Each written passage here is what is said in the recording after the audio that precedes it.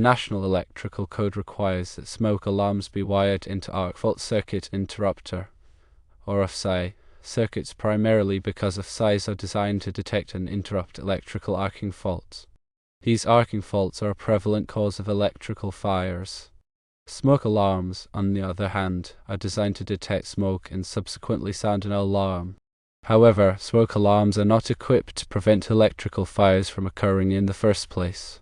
Therefore, by mandating the wiring of smoke alarms into AFCI circuits, the code ensures a dual-layered approach to electrical fire safety, where both detection and prevention mechanisms are working in tandem. An AFCI is a type of circuit breaker that is designed to detect arc faults, which are dangerous electrical conditions that can cause fires. Arc faults occur when electricity jumps from one conductor to another, creating a spark. These sparks can ignite flammable materials such as wood, paper, and fabric. AFCIs work by monitoring the electrical current in a circuit and detecting any abnormal patterns that indicate an arc fault. When an arc fault is detected, the AFCI will trip, cutting off the power to the circuit and preventing a fire. Smoke alarms are devices that detect smoke, which is a byproduct of fire. When smoke is detected, the smoke alarm will sound an alarm alerting people to the danger of fire. There are two main types of smoke alarms: ionization smoke alarms and photoelectric smoke alarms. Ionization smoke alarms are more sensitive to flaming fires, while photoelectric smoke alarms are more sensitive to smoldering fires. It is important to have both types of smoke alarms in your home to ensure that you are protected from all types of fires. The National Electrical Code, or NEC, is a set of standards for the safe installation of electrical wiring and equipment. The NEC is updated every 3 years, and it is adopted by most states and local jurisdictions in the United States. The NEC requires that smoke alarms be installed in all new homes and in existing homes when they are undergoing renovations.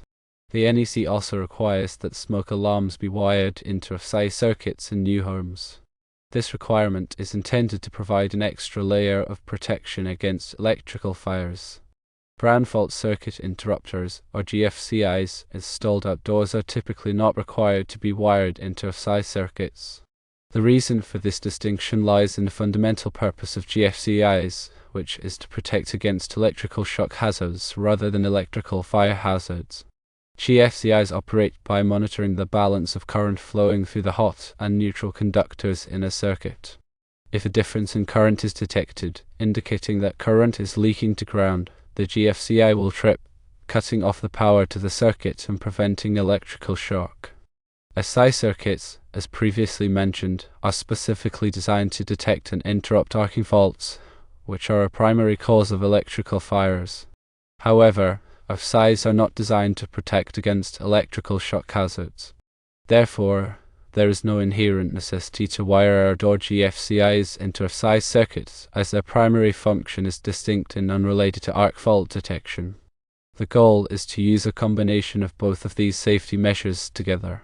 In summary, the NEC mandates smoke alarms on AFCI circuits to provide comprehensive fire protection, addressing both detection and prevention.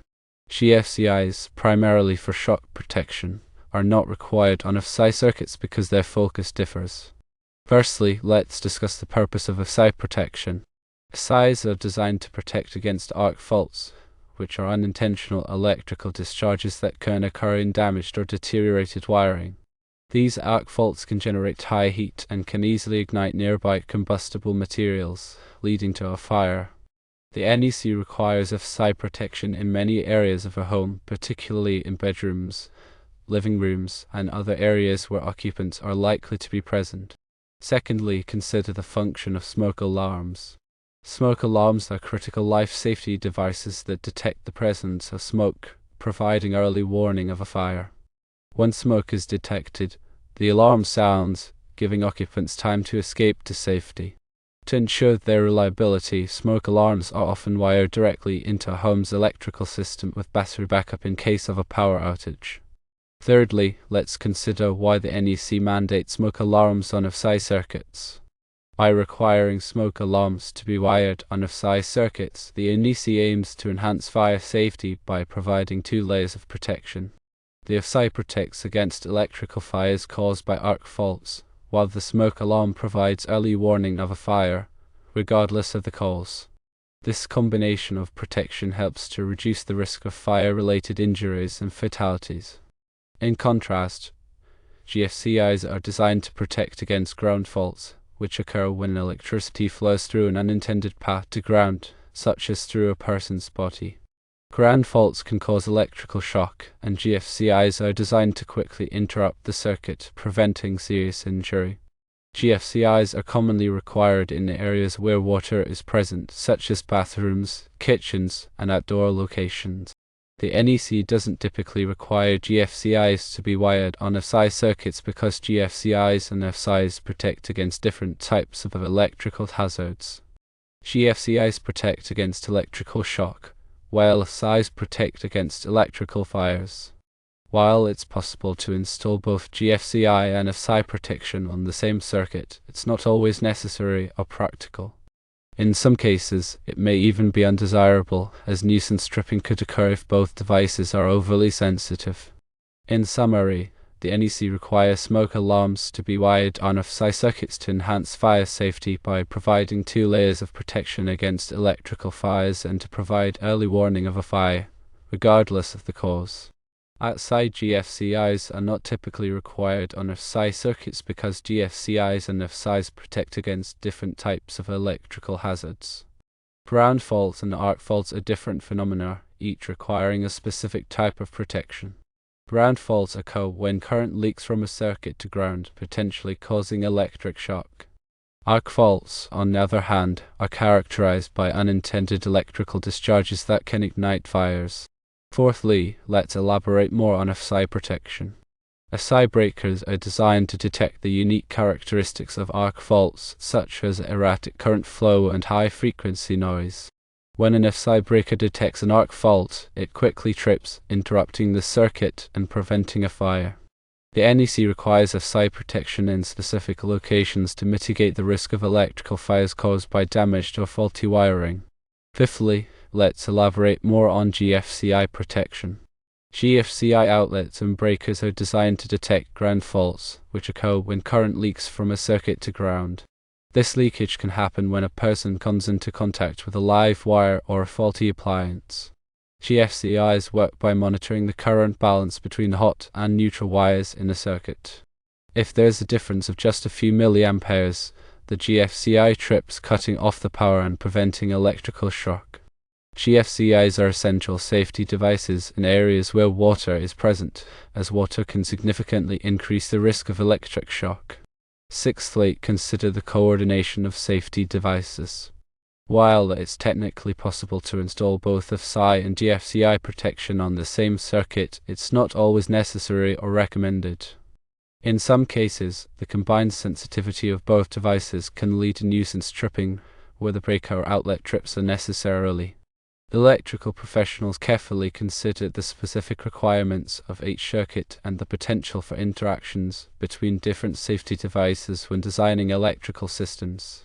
Seventhly, consider the evolution of electrical safety standards. The NEC is continuously updated to reflect the latest advancements in electrical technology and safety practices. These updates may include changes to AFCI and GFCI requirements, as well as the introduction of new safety devices and techniques. Staying informed about the latest NEC requirements is essential for electrical contractors and homeowners alike. Eighthly, consider the importance of proper installation and maintenance. AFCI and GFCI devices are only effective when they are properly installed and maintained. It's essential to follow the manufacturer's instructions carefully when installing these devices. Regular testing of AFCI and GFCI devices is also crucial to ensure that they are functioning correctly. Homeowners should test their GFCI outlets and breakers at least once a month, and AFCI should be tested periodically as well. Ninthly, let's consider the implications for older homes. While the NEC requires AFCI protection in new construction, it may not be required in older homes. However, homeowners can still choose to upgrade their electrical systems to include AFCI protection, even if it's not required by code. This can significantly enhance the safety of their homes and reduce the risk of electrical fires. 10thly, let's consider some additional resources.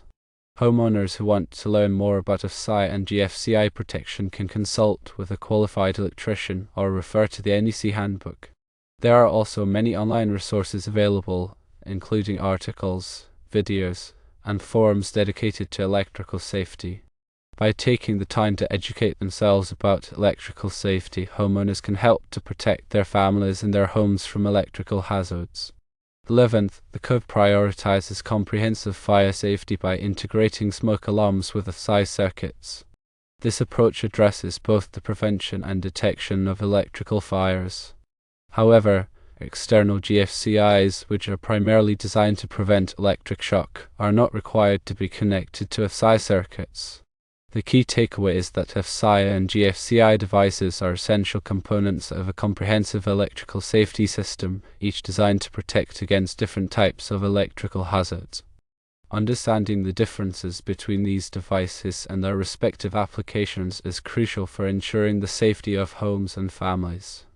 In essence, smoke alarms on AFCI circuits offer layered protection, preventing fires through arc fault detection and providing early warning through smoke detection. GFCIs, designed for shock protection, are not mandated on AFCI circuits due to their distinct protective function.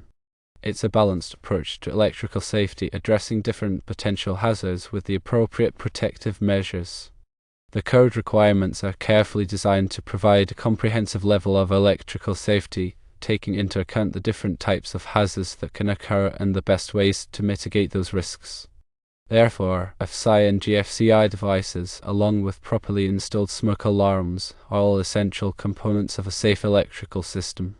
The purpose of AFCI circuits is to prevent fires caused by arc faults, which are dangerous electrical conditions that can occur in damaged or deteriorated wiring.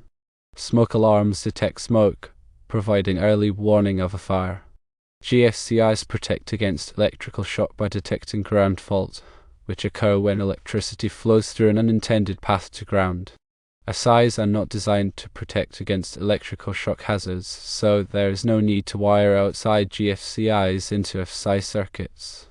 Instead, GFCIs are specifically designed to protect against electrical shock hazards, which are most common in areas where water is present, such as bathrooms, kitchens, and outdoor locations. It's important to have both AFCI and GFCI protection in your home to ensure that you are protected from both electrical fires and electrical shock hazards. It's also important to have properly installed and maintained smoke alarms to provide early warning of a fire. In addition to AFCI and GFCI protection, there are other electrical safety measures that you can take to protect your home and family. These include having your electrical system inspected regularly by a qualified electrician, replacing any damage to a worn wiring, and avoiding overloading electrical circuits. The National Electrical Code, or NEC, specifies where AFCI protection is required. These locations typically include bedrooms, living rooms, family rooms, dining rooms, and other similar areas. The NEC also specifies where GFCI protection is required. These locations typically include bathrooms, kitchens, laundry rooms, and outdoor locations.